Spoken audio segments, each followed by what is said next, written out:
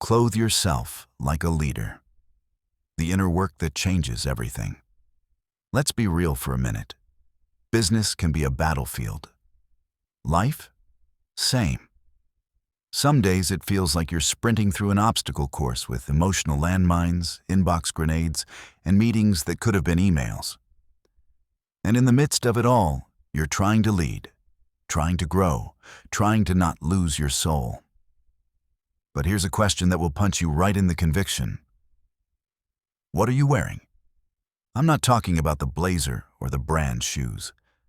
I'm talking about what Colossians 3:12 calls us to put on.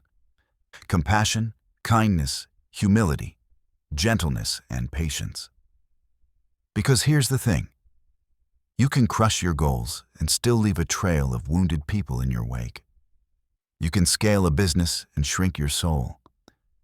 But when you clothe yourself in these traits, you start playing a different game entirely. Let's break it down, because this isn't about soft skills. It's about soul skills. Compassion in leadership means you actually see people, not just performance. Kindness in business doesn't make you weak. It makes you magnetic.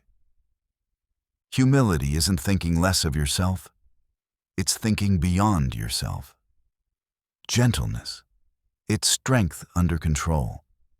And patience, that's emotional stamina. And if you're leading anything or anyone, you're going to need truckloads of it.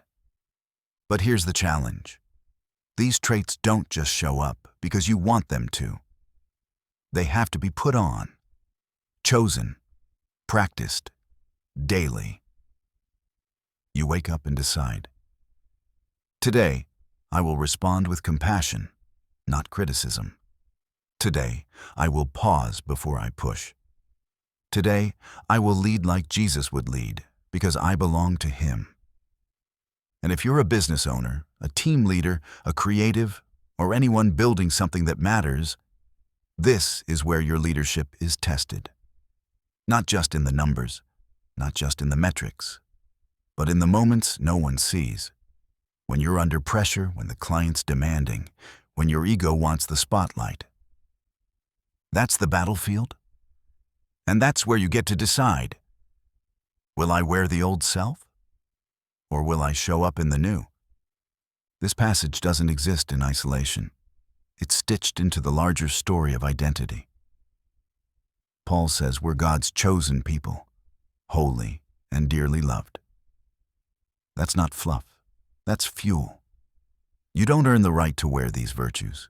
You inherit them. They're yours because of who you are in Christ.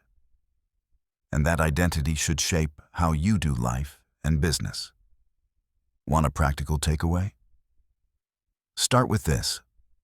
Build your brand, but build your character faster. Because the world doesn't just need more experts. It needs more leaders who look like Jesus.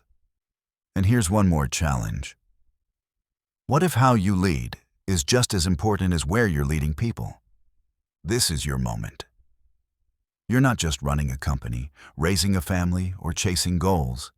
You're becoming someone. Every day, with every decision, you're putting something on. Make sure it's the right thing. Because at the end of the day, the best leaders wear love.